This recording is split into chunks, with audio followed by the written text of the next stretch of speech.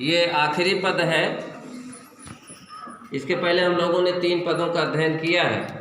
आखिरी पद है, इसका अध्ययन हम लोग करेंगे।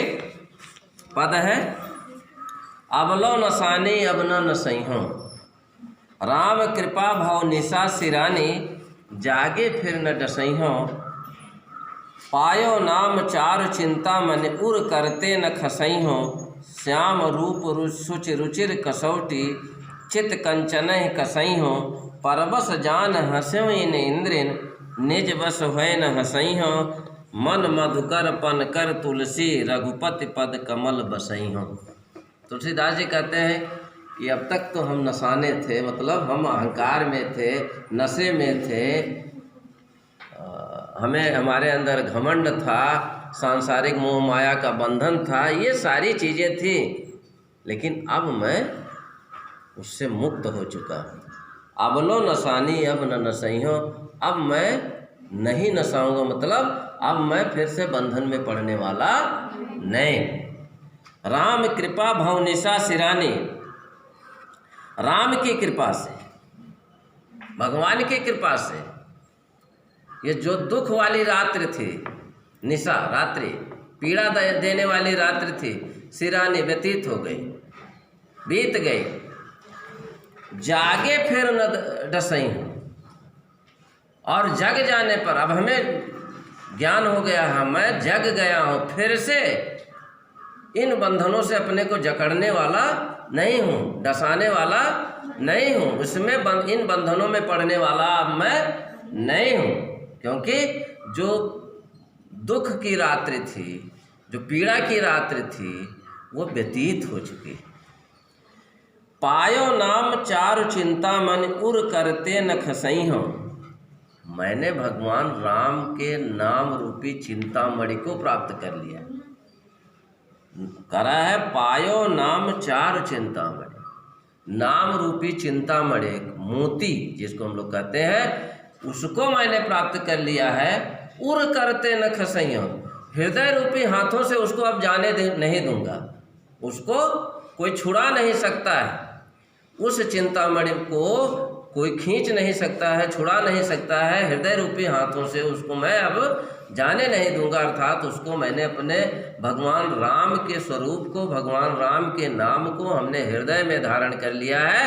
अब मैं उसको छोड़ने वाला नहीं हूँ।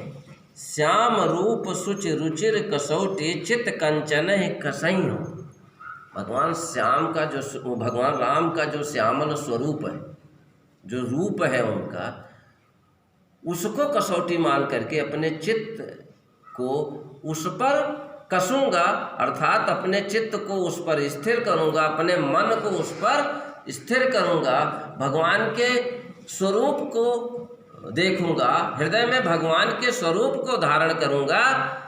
तो अब रात्रि जो भवनिशा है वो समाप्त हो गई है, फिर से मैं उस बंधन में पड़ने वाला नहीं हूँ। मैं भगवान के स्वरूप को अपने नेत्रों में, अपने हृदय में धारण करूँगा। परबस जान हस्यों इन इंद्रिन, निज बस हुए न हसैहों।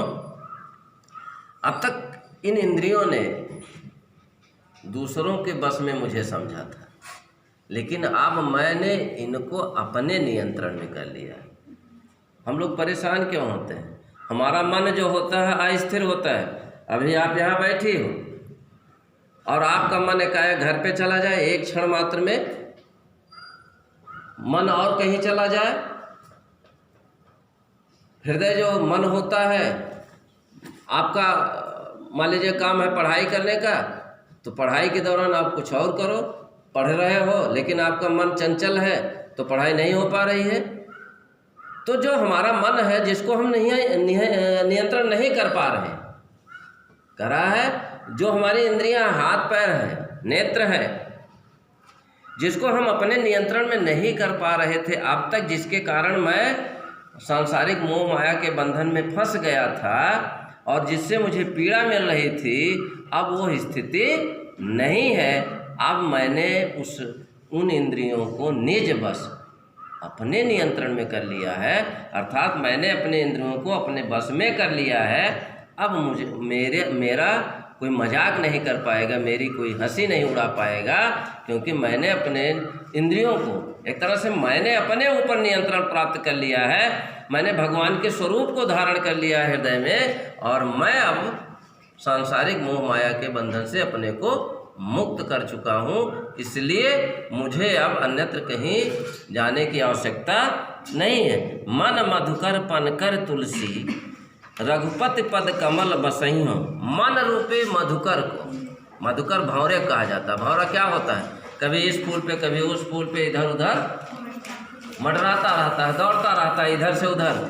तो कहा है इस मन रूपी मधुकर को, भंवरे को, जो अस्थिर है, शांत नहीं है, स्थिर नहीं है, उस मन को रघुपति पद कमल, भगवान के कमलवत चरणों में बसई हो, निवास कराऊंगा।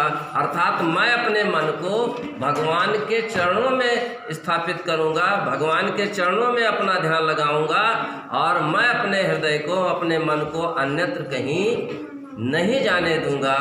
क्यों? क्योंकि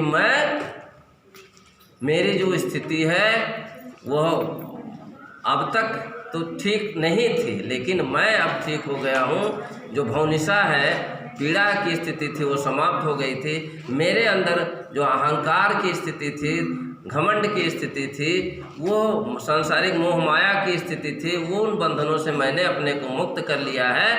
अब मेरा पूरी तरह से समर्पण है भगवान के चरणों में, भगवान के कमलवत चरणों में। तो इस तरह से हम लोगों ने विनय पत्रिका के सारे पदों का अध्ययन कर लिया। इसके आगे हम किसी अन्य कवि की रचना का अध्ययन करेंगे। तब तक आप सबको बहुत बहुत धन्यवाद।